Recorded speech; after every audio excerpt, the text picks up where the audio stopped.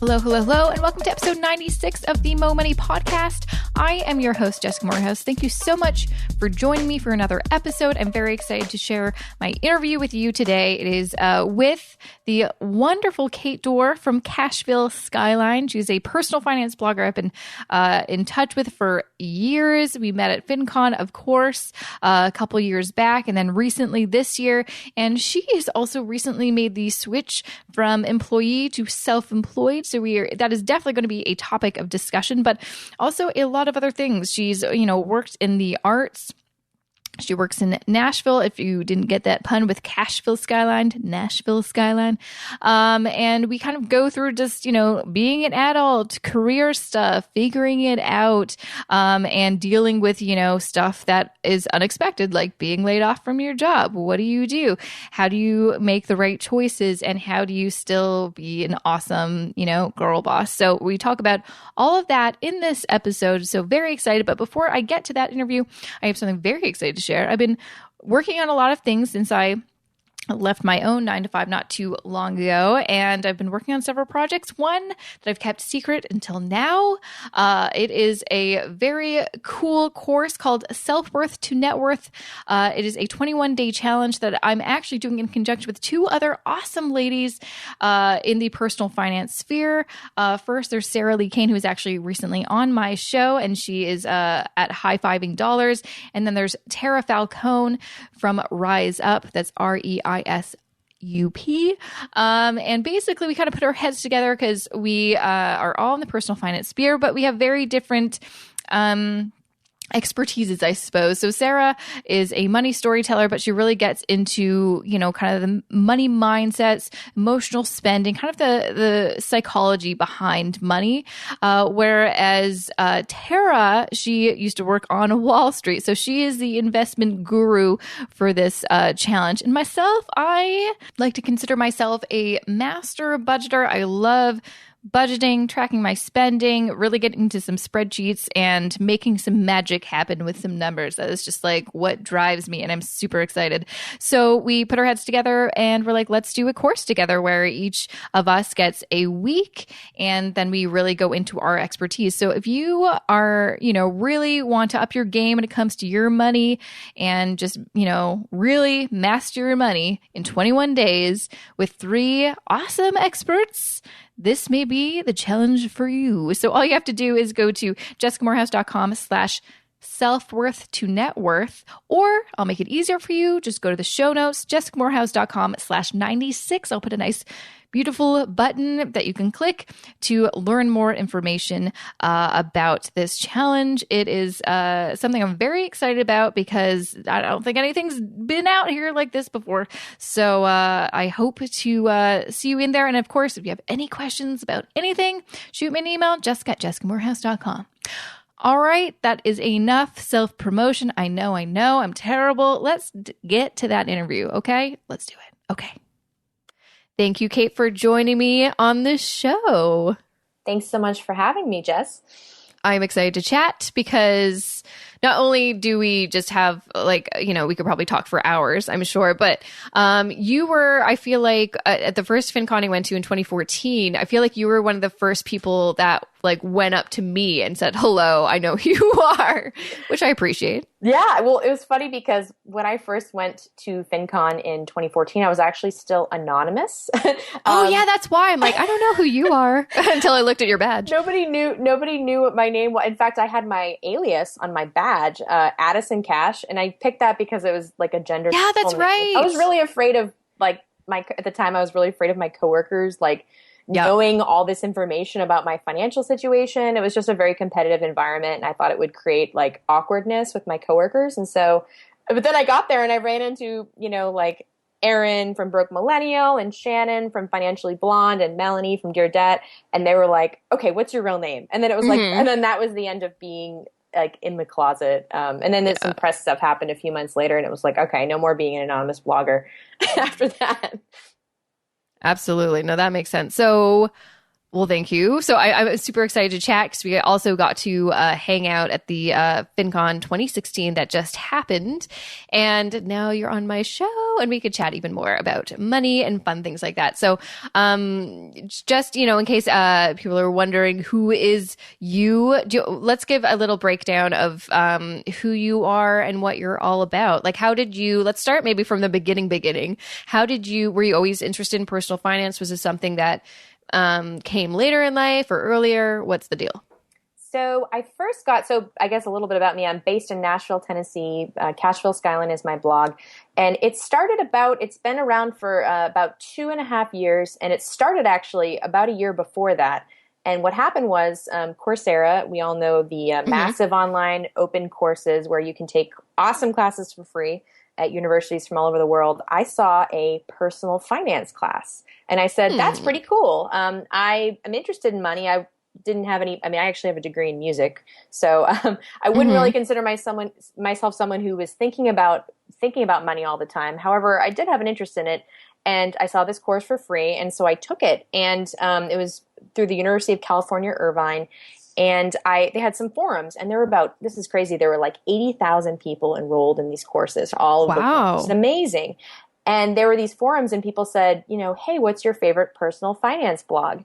And I had never even considered that personal finance blogs were a thing or that they existed. And I just started looking at people's recommendations and explaining, why they liked what they liked. And I was basically just clicking through the links and like finding these blogs. And all of a sudden I was like, this light bulb went off and I started like devouring these personal finance blogs. A lot of the people that we both know now, I did that. And I did that for like about a year before I actually started my blog. But I spent about a year like lurking, as they say, and reading other people's blogs and just getting really inspired because at the time I was feeling really trapped in my career. I was feeling like I was working as a concert promoter. I was traveling actually all over the United States and Canada, producing events, and I was feeling really, really trapped in my career. However, I was spending basically everything I was earning. So I did not feel like I had any leverage or any control over my situation. I felt like I couldn't make a career change easily because I didn't have an emergency fund. And this just really excited me and empowered me to want to make a change in my life. That's awesome. Where did you get the name Cashville Skyline? I'm sure we'll talk about how you started the blog and everything like that, but where's that name come from? So it started because there is I knew I wanted the name Cashville in there. And actually, my boyfriend was the one that suggested Cashville Skyline, which is a play on the Bob Dylan album Nashville Skyline, which is one of his popular albums. And again, I was working in the music business, and music is still a big part of my life.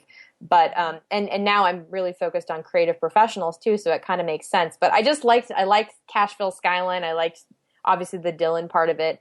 And then I had this idea like, oh, cool, there could be like a skyline in the logo, and like I don't know, I just liked. Yeah. I liked the idea of it. And I liked the Nashville connection since I'm based here. And it just kind of, for people that get it, they kind of are like, oh, yeah, Dylan album. And other people are like, that's kind of weird, but they seem like they remember it, which is cool.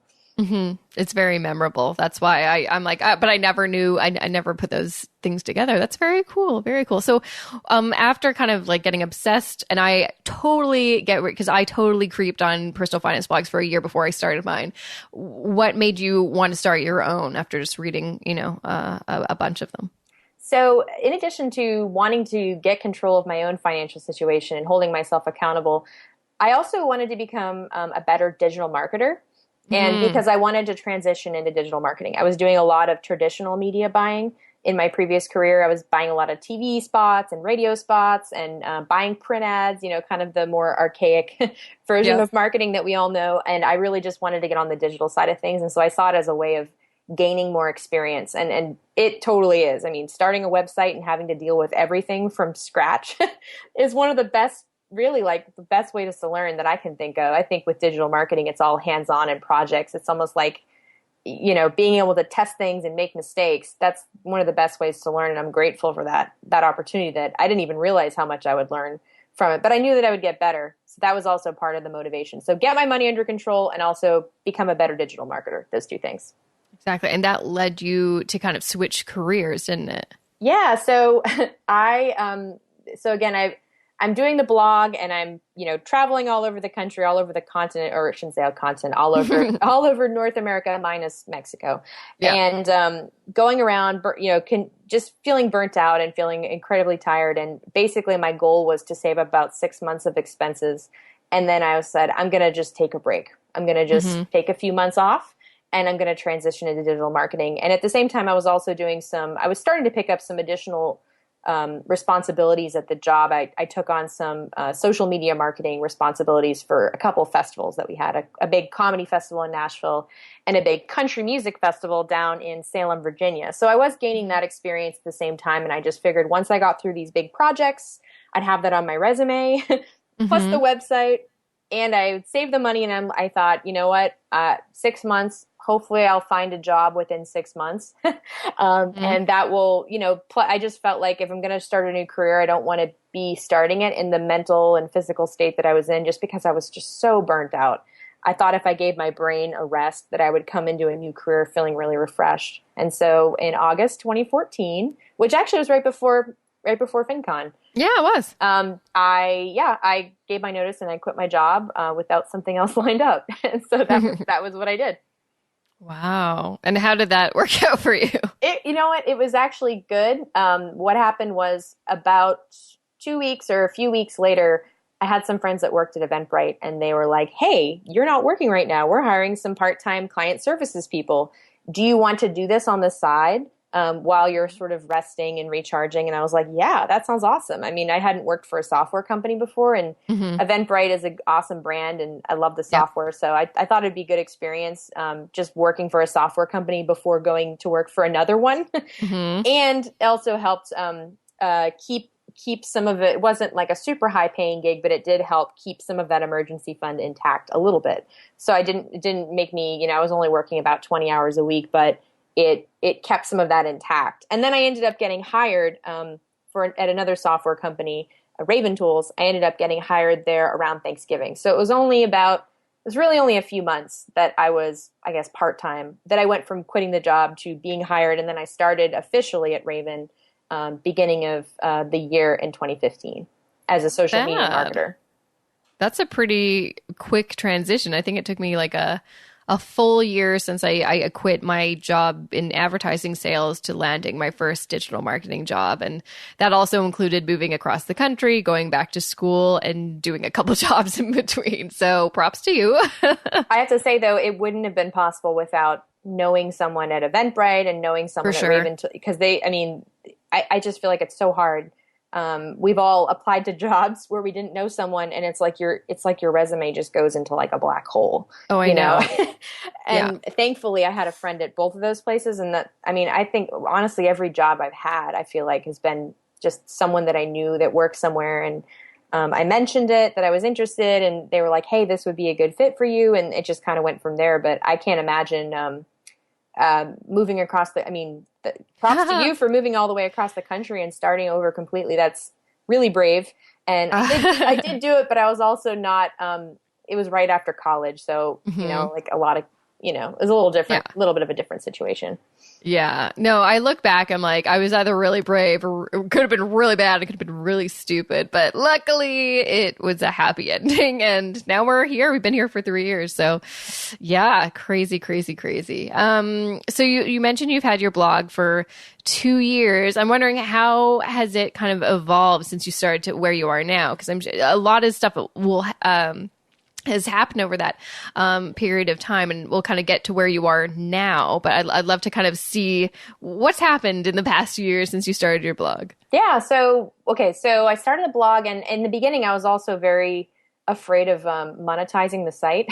I was very afraid of turning people away. I really wanted it to be a source of information. I just didn't want there to be any kind of conflict with products. And honestly, I wasn't even in the beginning, I didn't even have ads on there. But then eventually I was like, okay, I'm working really hard. There's nothing wrong with monetizing the blog. And I slowly started adding things that I thought made sense. So advertising, affiliate sales. And then I also, right around the time when I started at Raven, I actually started freelance writing too. And so the blog, people just, kind of like what you mentioned, people just reached out to me and they were like, hey, we've read your writing on Cashville Skyline. Would you be interested in potentially writing here or writing there. And suddenly I started building up this side hustle of freelance writing right around that time. So the blog kind of turned into like almost like a marketing piece for a freelance personal finance writing side hustle. And in addition, I was doing full-time social media marketing.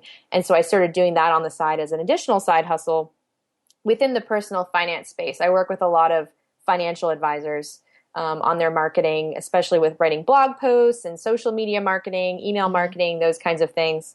And so the blog just really turned into, in addition to it, it's not a huge source of revenue for me, but it is, it's a stream of income. But a lot more of my income is service-based work. But that turned into like a pretty solid side hustle, beginning of last year. And I just, in my mind, I was laid off from my very first job. I worked in the music business for a long time. I worked at a record label, and surprise, surprise, I was laid off. And so in my mind, I've always just thought, although I wasn't following this in my 20s when I was, spending everything I was earning as a concert promoter. However, once I changed careers, I just started like saving as much money as I could. And in addition to that, I really wanted to have these side hustles built up, knowing that if anything ever happened, that I would be, at least I'd have that side income, and it would help cushion the fall. Which is so smart of you to do. 'Cause I feel like lots of people, like, I feel more secure if something were to happen, even though I, do save and I have an emergency fund because I also have my side hustle. It's like if something happened, worst comes to worst, and I lose my job, I'm kind of okay. I can float for a little bit. So I think that's really smart. And I think it's something that a lot of millennials are starting to realize the importance of, because it's kind of, well, not easy, but it's sort of, much easier to find another source of income or passive income online these days. Definitely. And I also realized that I really, as I've gone through this journey with Cashville Skyline, I've realized like what I'm really passionate about is I really want to help people with their money. And so I started taking, earlier this year through Boston University, I started taking certified financial planner classes. I'm still at the very beginning of that process. I'm really only on the second course, but I'm basically like in my mind, I knew this is the long game. Like I knew, and I tried to get the blog to serve more topics related to the types of people that I really want to help, which are just creative professionals, people that work in entertainment, or people, or artists, or creative entrepreneurs, those kinds of people. It's a lot of people that I know in Nashville, and just people that I'm friends with in general. And I just see such a need for it. And things are different in Canada, but here it's like you're lucky if you have a 401k. You're lucky if a company provides health insurance for you. And these are some of the topics that I've been trying to write about, to basically just to educate and share knowledge for people that maybe don't have the traditional career path. Absolutely. So what is your kind of game plan now? So you talked about how you're taking the CFP courses. What is your kind of, I guess, dream once you accomplish that? Yeah. So right now, taking the classes, and hopefully sometime next year. So there are 7 classes total. And, oh, wow. And yeah, they're pretty intense. That's intense. They're pretty intense. I had never used a financial calculator prior to taking these courses. It's definitely pretty intense. And there's a pretty hard test, basically at the end of all of it. And you have to take a prep course prior to that, just because it's like impossible. It's like a 50% pass rate, but you take a really good prep class, and hopefully you just beat it into your head, and then take the test. And then from there, you actually have to get an additional either 2 years as an apprentice under a financial planner, or 3 years of experience in order to apply to get the CFP marks. And it's pretty intense. And it's interesting because there are different types of financial planning, but part of why I really want to become a certified financial planner is one is it's very underrepresented by women. It's been about 20. Absolutely. It's abysmal. It's been about 23%. No, for really? the past 30 years. It's no way. Yes, it's really wow. Yes, I think it's desperately needed, and there's some amazing female financial planners out there, but I think there needs to be more, and there needs to be more just financial planners in general. Absolutely. A lot of ones like you who are honest and have good intentions and want to help people. Yeah. Oh, absolutely. And it's interesting because I think in Canada, this is what another planner was telling me at the XY Planning Network conference that I went to right before FinCon. In the United States, you're not required to be a fiduciary. But I'm pretty sure in Canada, and you can correct me on this if I'm wrong, that you are required, if you're a financial planner, you have to have your client's best interest in mind. Is that right? Yes and no. And I only say that because I recently did a course through the Canadian Securities Institute that lots of financial advisors take courses through. And there was a section on fiduciary. So I'm not going to say yes or no right now, but I'm going to look into that and put the answer in the show notes because I don't want to get that wrong, because I feel like I was kind of surprised by the answer, but I want to make sure I get that right. But no, I actually, it's funny that you mentioned that, because there was, and this sounds super silly, but I was watching, I love John Oliver, and he did this video. Yeah. And he did this video about, money and financial advisors in the United States, and just how, some of these, advisors are just just completely salespeople, do not have the, best interests of their clients at heart, which really just messes up the whole system. Because most people think as an advisor, with that title advisor, we should put, I'm putting my money and my trust into you. And at the end of the day, lots of these people are just putting their own personal bottom line first, which is just heartbreaking. Like, these people, clients, lots of customers do not know that that's what's going on. Yes. Absolutely. There's definitely a lot of education. I know the Certified Financial Planner Board is working on trying to educate the general public about it. But it's just, I mean, it really is disheartening. And obviously there was a big, fiduciary ruling in the United States this year that's moving things in the right direction. It's still not quite there where it needs to be, but it'll be interesting to see how things go. And my goal is eventually, I'd love to, when I reach a point, I think once I pass the exam, what I would love to do is I would love to take the blog that I already have and start and just either work for someone as a paraplanner, or maybe even go out on my own and just start working as a planner, having my own business and going, I mean, that may be what I do. It just depends. It sort of depends over the next few months, sort of how I'm feeling about it. But eventually my long goal is I would love to have an RIA, my own firm, again, like kind of built off the Cashville Skyline brand, probably starting in Nashville, but it'll be virtual meeting people that way so that I can be anywhere. I want to be able to spend more time back in Boston with my parents and be able to just, visit friends from around the country or go on trips and have location independence, which is pretty important to me, which is part of why I like being self-employed now. But I mean, that's my long-term goal, and it may take, it will take some time, but I feel like I'm definitely on the path.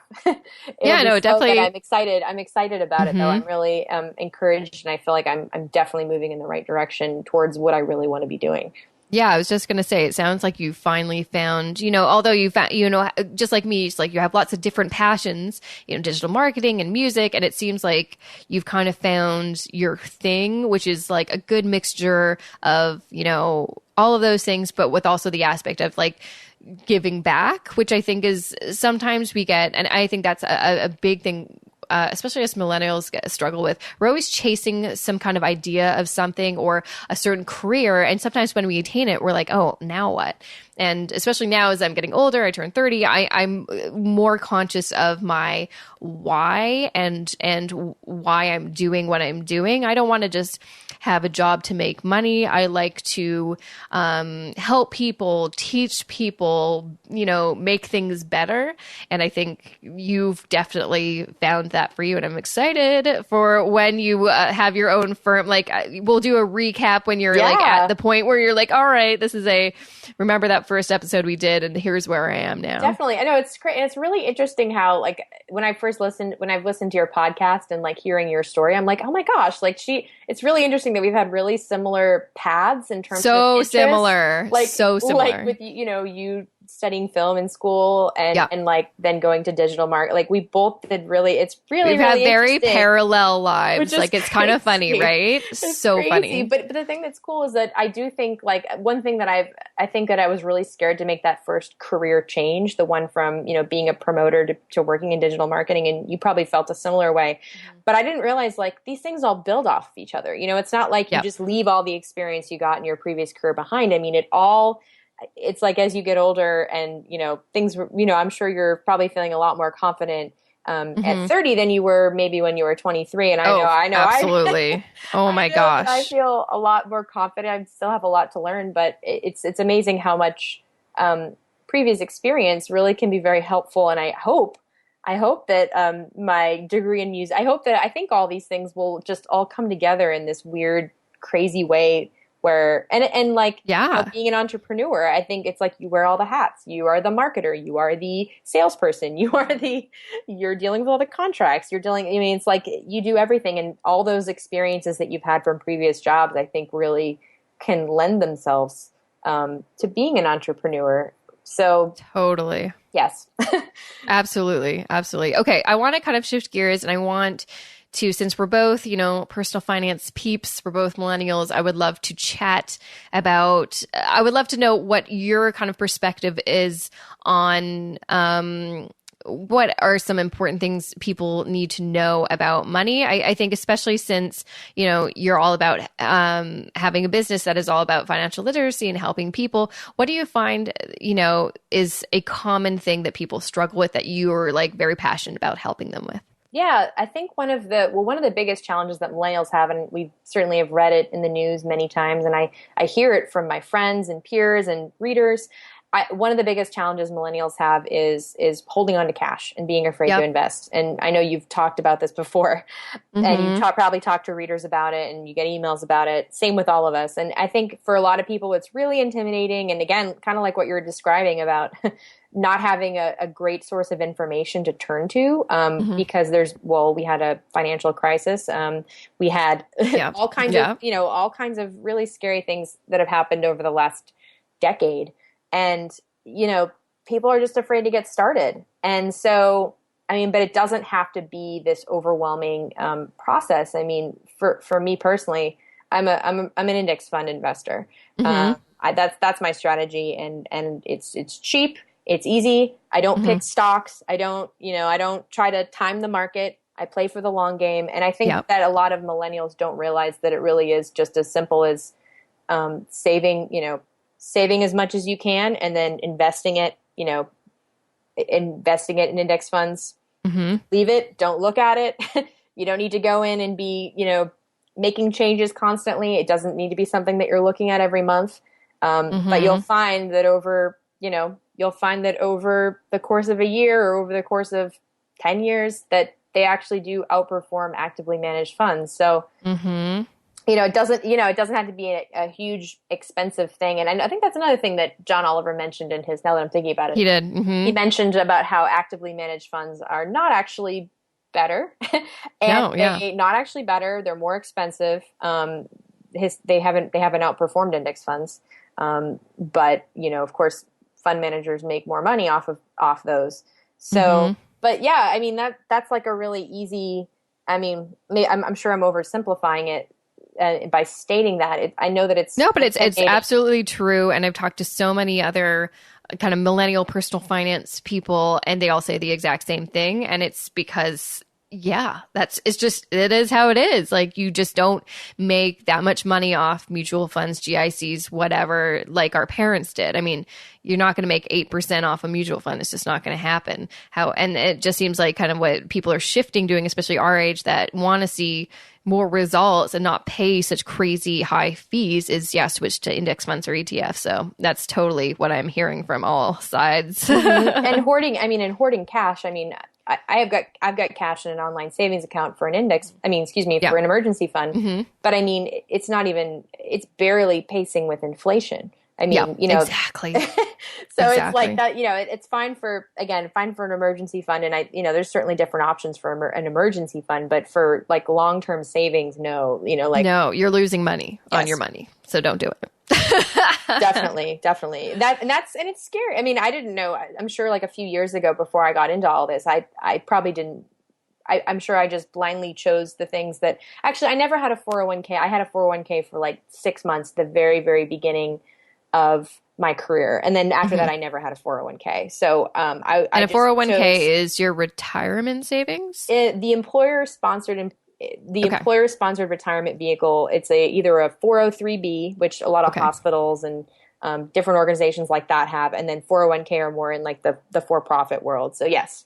Mm-hmm. Okay, just for my Canadian listeners. Right. I should have clarified that. I'm like, yes, that's right. Of course, you guys don't have 401k in Canada, but yeah, a lot of times I think people are just sort of blindly choosing what their HR person or what their sometimes there's a fund manager who comes in and just says like, check all these boxes off, but people don't actually know. And again, going back to John Oliver, like you don't know not only like what you're choosing, but also the fees you're paying, because a lot of it's hidden.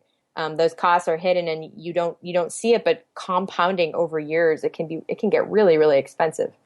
Absolutely. Yeah. And yeah, I just did a podcast episode recently about this, about how people are paying fees and they don't know they're paying fees on their investments. And it's important to know that you are paying for it. Nothing's free in this life. Absolutely. Absolutely. Yeah. Especially when you're not, I mean, if you have underperforming funds, if you're in addition to that chipping away at it with super high fee, you know, over 1% or something, I mean, it quickly eats away at your earnings over time. So what's one more, well, getting to the wrap up moment, what's another just really valuable tip that you can offer just from your experience, especially when you were in a position where you're spending everything you're earning and now you seem like you're in a very good, healthy, stable relationship with your money.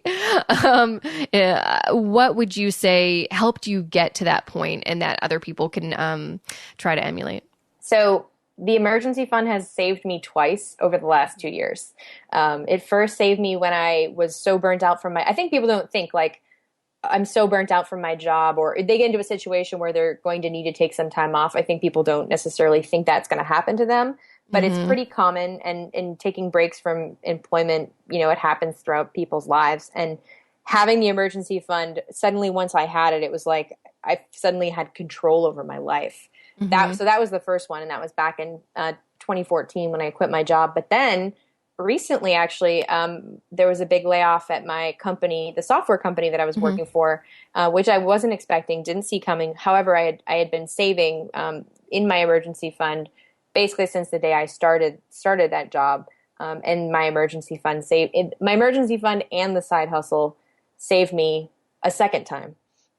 So I would I would say like I think 6 months expenses. 6 months minimum, definitely. I mean, a lot of advisors will say 3 to 6 months. 6 months for me, it's a personal preference. I mean, if you feel really comfortable with 3 months and, you know, you have disability insurance, those kinds of things, it's certainly an individual decision, or you have a spouse or partner that can help you.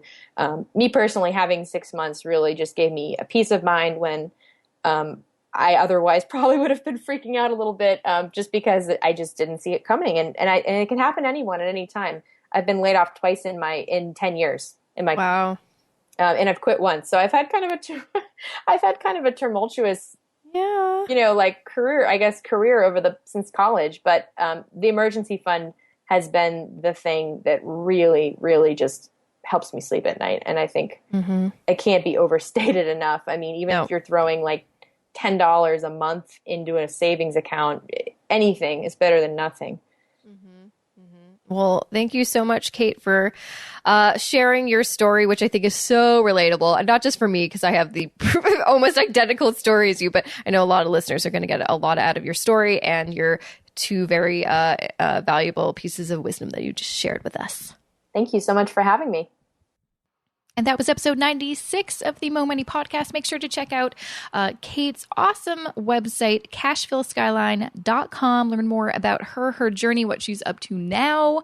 I highly recommend it. And of course, come to the show notes. I will put a bunch of awesome stuff in there, including links to some of my favorite blog posts that she's written, things that she's up to, and just things that you'll want to know. I'll also include a fancy button to that course I mentioned at the beginning of this episode, the Self-Worth to Net Worth 21-Day Challenge. Again, you just have to go to jessicamorehouse.com/96 to find out all you need to know about Kate Dore, myself, this new challenge I want you to be a part of. Also, thank you to the wonderful people who answered my call out for listeners to be interviewed on my listener series. There's a couple Thursdays that just didn't have any episodes because I ran out of guests. So I'm thankful that lots of people have come forward to share their stories with me. So I will have another episode for you tomorrow. But of course, I'm always looking for new guests. And what that means, what does it mean to be a listener series guest? It just means if you listen to this podcast and you want to share your story, your personal finance journey with me, it doesn't have to be crazy. It can just be a regular old story, but you have something that you want people to know. That's when you email me at jessica@jessicamorehouse.com and we get you booked and we record a show together. I love these episodes because it really gives a, great perspective on what other people are going through, what are they dealing with, and how are they trying to overcome all the life's challenges and financial challenges that most of us have gone through. So please email me. Love to have you on the show. Okay, one last thing before I go. I have a new iTunes review, so I'm going to do a fancy shout out. All right, so this review is from RM87262. Very specific. I hope that number isn't your PIN for your bank account or anything. Okay, so this review says, this podcast is so much energy. It will get you to move and grow to be a financial rock star. Ooh.